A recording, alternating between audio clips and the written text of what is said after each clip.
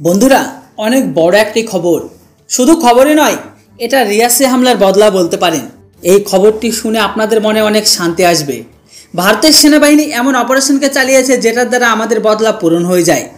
রিয়াসে হামলার পরে পুরো দেশের লোকেদের কাছে একটাই দাবি ছিল যে এই হামলার জবাবের জন্য পাকিস্তানকে একটা মুখের উপর জবাব দেওয়া যেন হোক।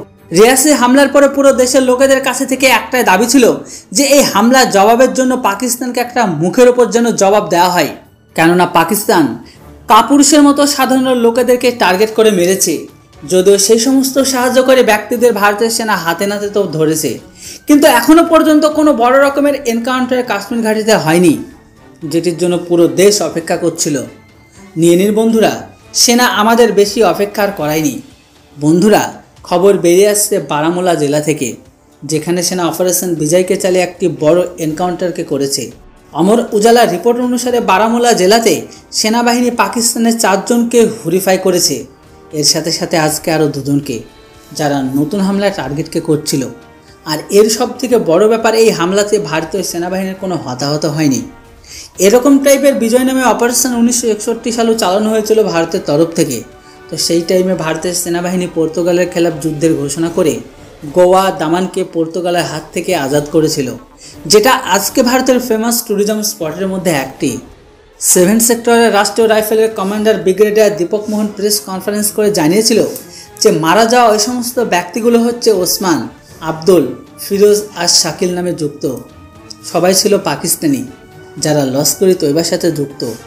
ব্রিগেডিয়ার স্যার এটা পর্যন্ত বলে দিয়েছে যে আমরা অবাক এটা দেখে হয়েছি যখন আমরা জানতে পারি এর মধ্যে 2 জন জঙ্গি 2020 সাল থেকে ঘাঁটিতে অ্যাক্টিভেট। এদের কাছ থেকে ভারতের সেনাবাহিনীর রিলেটেড অনেক জানকারি বা তথ্য ছিল।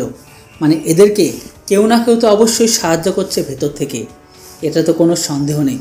মানে 4 বছর থেকে এরা ঘাঁটিতে রয়েছে, অথচ আমরা কেউ জানতে পারি না, এমনটা হতেই পারে না। কিন্তু এখন এরা তো মারা গেছে, তাই চিন্তার কোনো ব্যাপার নেই। এদের এনকাউন্টার হওয়া এই কারণে বেশি জরুরি, সামনের সপ্তাহে মন্ত্রণালয়ে অনেক বড় একটা মিটিংকে আয়োজিত করা হয়েছে, যেটিতে অনেক মন্ত্রীগণ উপস্থিত থাকবে। এমতো অবস্থায় আত্মঘাতী হামলা হওয়া অনেক বড় একটি চান্স ছিল। বর্তমান ঘাটিতে সার্চ অপারেশন চলছে যেন এই সমস্ত লুকে থাকা পাখি শুয়োরগুলোকে খুঁজে খুঁজে মারা যায়। কিন্তু বন্ধুরা, এখানে লক্ষ্য করার বিষয় এটাই যে কাশ্মীরে এতগুলো হামলা হয়ে গেল, এই হামলাগুলোকে নিয়ে ইসলাম পড়া গ্রহণকারী ফারুক আবদুল্লা আর মেহবুবা মুফতি পাকিস্তানকে নিয়ে কোনো রকম স্টেটমেন্টই দেয়নি, উল্টে তারা ভারত সরকারের আলোচনা করছে। তো বন্ধুরা, এদের উপর আপনাদের কি মতামত সেটি অবশ্যই কমেন্ট বক্সে লিখে জানান। Thanks for watching. জয় হিন্দ, বন্দে মাতরম।